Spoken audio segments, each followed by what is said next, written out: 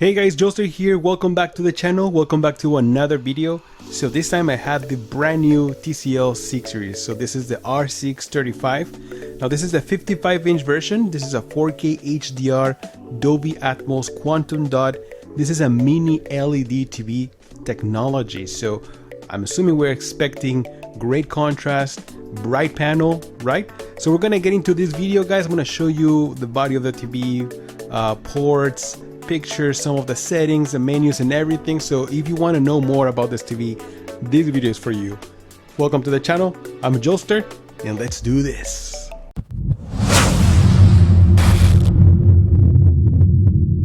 Alright guys, so before I start the video, I want to show you a little bit of the body of the TV. You know, for the most part, it is made of plastic. It is VESA compatible, so if you want to wall mount this TV, you are set for that as well. Now remember that this is a full array local dimming TV, so of course it's going to be a little bit thicker than normal TVs, but of course you're getting a much better picture, deeper black levels and contrast. There is this plastic film that I'm going to remove here. The TV has plastics pretty much everywhere, so be sure to take your time and take it off. So here's where we have all the ports. They are located on the right hand side of the TV if you're looking in the front. So on top we have the Ethernet port, and then we have 1, 2, 3, 4 HDMI 2.0 ports. Then right here we have the antenna and cable port, one USB type A, audio and video port, headphone jack, and optical cable for audio.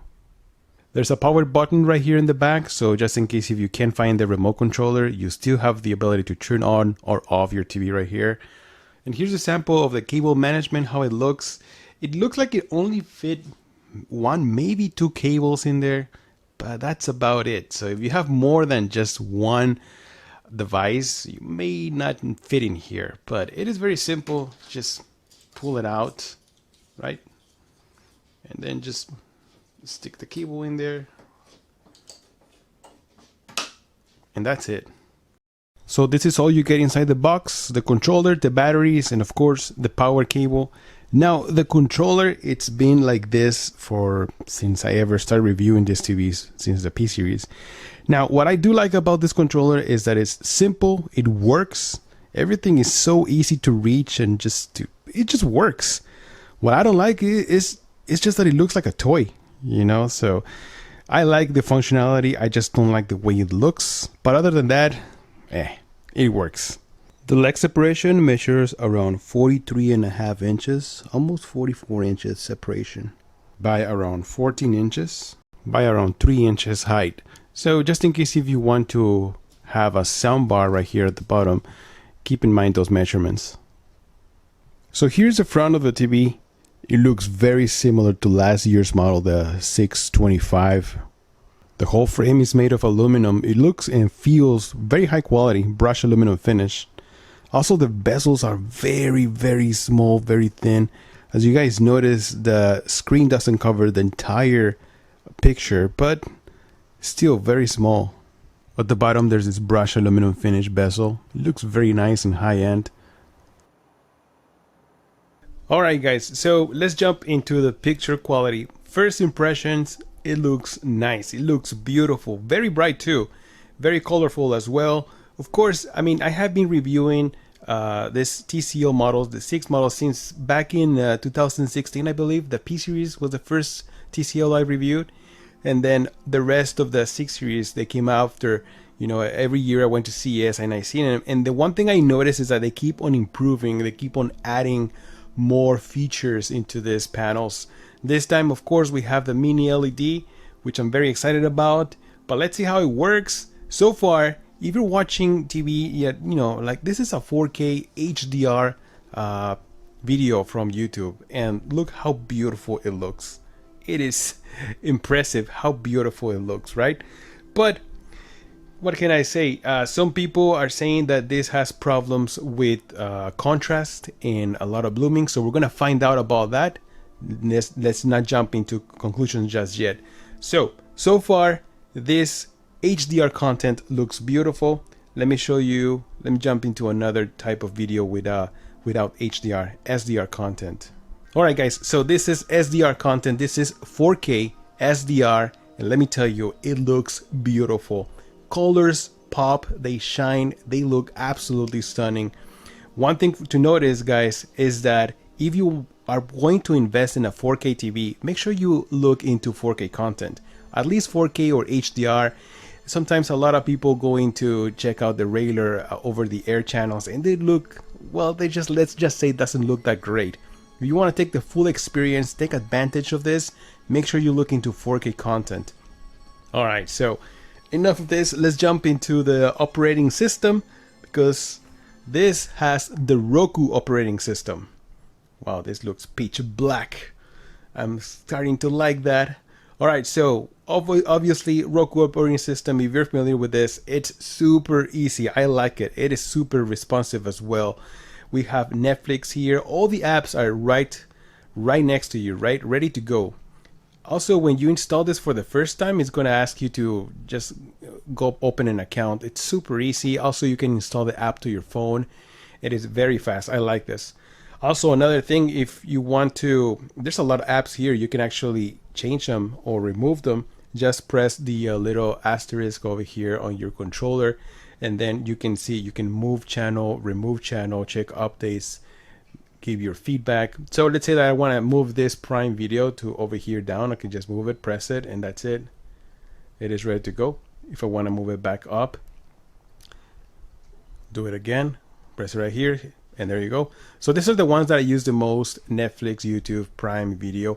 But there are hundreds or dozens at least of apps. There's Disney Plus, if you are into Disney Plus. And let's then over here, let's go into the settings. So for example, let's go, if you want to change the ports or the HDMI ports, let's go into the TV inputs, right? And then I'm using HDMI 1. There's 4 ports, and of course the number 4 has eARC, just in case if you want to connect your soundbar. And then over here, HDMI mode, you switch this. I always recommend to switch this to 2.0. And there's also variable refresh rate, of course. This TV is 120 Hertz panel, so it does have variable refresh rate. It doesn't have FreeSync, not that I know of, but at least it does have a variable refresh rate. So I turned this one on, even though I don't have anything connected right now, I believe. HDMI, make sure you change this to HDMI 2.0, so that way you take advantage of 4K 60 Hertz and HDR. That is only if you connect your Xbox One X or maybe your PlayStation 4 Pro into this, all right, or your PS4. And that's it. This is something that I love about the this operating system. It's super easy and intuitive to use. Of course, we have all this ports right here. So let's get into the TV settings, right? Let's come and show you a little bit of the settings. I'm gonna walk you through it real quick. Let's go jump into YouTube, and let's jump into this video. I believe this is the one with the HDR. There you go. That's the HDR logo. There you go. My goodness, this looks beautiful. And let's jump into the settings real quick. I want to show you what settings I'm using. So over here, picture mode, I'm using dark HDR. If you want, this is normal, or this is bright HDR. So wow, bright HDR pops the color pop even more. I notice with dark, there's more like a yellowish tone. It's probably warm. Normal and bright look very good. I believe normal looks better, more natural. Bright looks a little oversaturated, but you can always make the adjustments. Another thing I noticed, guys, is the sound. This TV has nice sound. It has Dolby Atmos support, and I feel like if you want to take full advantage of this, of course, I suggest a soundbar, minimum a soundbar or a sound system with physical speakers. But if you don't have that option right now, go for theater. This sounds really good. Oh man, go. So there's theater right here, big bass, high treble, music, normal, speech. So if you have into more, you prefer dialogue, speech is probably the best. But theater, oh my god, it sounds so good. I like it. All right, let's go into picture settings, and damn, this is so easy to. They're all the TCL previous models are the same menu, so easy to use. So over here I have the local dimming on high. If you turn it off, you'll notice that the picture gets a little dim. There's also low, medium, and high. So this is with the maximum local dimming zones. You want to get, of course, I want to get that. Now, if you turn on local dimming or local contrast, they call it here, dynamic contrast is out of the way. So if you turn it off, then you see the option here, dynamic contrast. You can have it in low or high or turn it off. I prefer to have local contrast or local dimming. Now the backlight, these are out of the box settings. These are the suggested settings that TCL has. And even if you move them a little bit, let's say right here, there's a line, you guys can see there's a little line right here that shows you where it was the original settings set at. So brightness is at 50, contrast 100%, sharpness is at 20, and color 45. Like I said, these are out of the box and I like them so far. We're gonna play around with the settings later on, and I'm gonna show you some of those settings if you want. Color temperature, of course, this is normal. I notice a difference. Warm, normal, action smoothing. So this is action smoothing, so some of soap opera effect. So if you are into that, let me just jump out of this commercial. I honestly prefer, I really do like the soap opera effect. So I have this one, I believe I have it in medium. So let's go over here, action smoothing and action clarity. I have both of these settings in medium. I like them. I do notice that if I turn them off, I do notice some stuttering in the picture. It is noticeable right away. So I prefer to leave this in medium. I like it. It looks very smooth and sharp, so I like it. LED motion clarity, this is BFI or black frame insertion. I don't like this. I feel like I can see the flash. There's some little flash very fast. Actually, it's not very noticeable. It's actually very good, the BFI on this TV, but I still don't like it. I feel like off looks better. But like I said, these are out of the box settings, so these are just the ones I'm gonna probably play around with them when I start watching more movies or streaming services. But so far, that's it. These are the settings out of the box, super easy to play around with them. And look at this picture. My goodness, it looks beautiful, very colorful. I like this. And this is with HDR. Yes, so this is with HDR. And man, I'm loving this picture so far. Alright guys, so let's jump into the biggest questions that I have gotten about this TV, and that is, how is the local dimming? How is the blooming? Is it really worth it getting into the mini LED? And let me tell you, this is a not a dirty screen. This is a local dimming test, and I am not happy about this. It is not great. Actually, the H9G, it's much better handling local dimming. The first thing you notice is that there is actually glow around this white dot or this white square, depending on what shape is coming out. And you can't see it straightforward right here, but if you're standing in an angle like this, you can actually see it more. And I'm not exaggerating, guys, it is pretty bad. And that's not it. When you actually see the little square going around, you can see the local dimming zones inside. When they're changing, you can actually see them. It looks like a dirty screen effect. And when it goes faster, it's even more noticeable. Way more noticeable. Now, the only way to get rid of this is if you turn off local dimming and you actually turn on contrast enhancer.